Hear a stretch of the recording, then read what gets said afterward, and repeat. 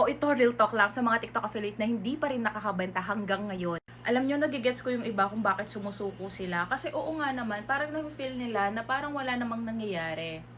Hindi sapat yung manifestation, hindi sapat yung ako naman, kailangan meron kang action. Kung matagal mo nang ginagawa ang pagti-TikTok affiliate, araw-araw kang nagpo-post pero hindi ka pa rin nakakabenta or kung nakakabenta ka man, hindi consistent.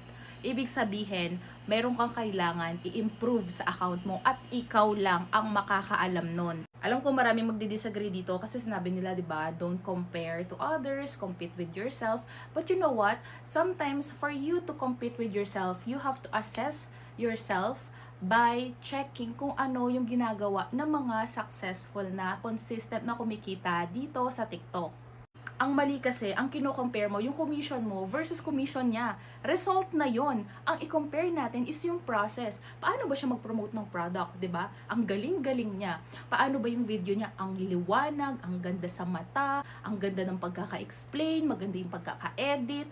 Yun talaga yung nakatulong sa akin. Before kasi ako mag-start, guys, in-stock ko lahat ng mga alam kong kumikita ng malaki every month, faceless man yan, hindi man yan faceless. Tinitignan ko kung paano nila gawin yung video. Yung process, yung tinitignan ko, and ina-assess ko, ano ba yung kaya kong gawin na papakita ko yung ako, 'di ba? So yung identity ko, pero yung strategy na pwede kong gawin sa aking account na mas maganda rin. Parang makabenta rin ako, ganon. Nag-start ako, first month ko pa lang, kumita na ako ng 6 digits. Until now, consistent siya. Wala pang isang month na hindi po ako kumita ng 6 digits. Hindi sa pagmamalaki. I'm just saying na kapag na-build mo na yung account mo, kapag nalaman mo na yung personality mo, kapag alam mo na kung paano kilitiin yung algorithm ni TikTok, malalaman mo yan. Meron akong kilala dito, si Miss Jasmine Alano. Classmate ko siya before. Ang tagal na niyang TikTok affiliate.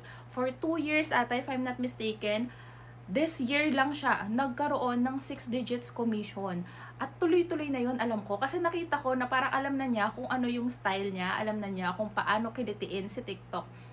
Kaya I'm so proud of her. And yun yung nakita ko na pagkakaiba ng mga ibang TikTok affiliates sa mga gusto talagang maging successful. Ina-assess nila ng maayos kung ano yung mag-work sa kanila. Sabi niya nga sa akin, dati hindi naman daw siya nagde-direct selling. Pero naisip niya siguro na yun yung nag-work sa kanya.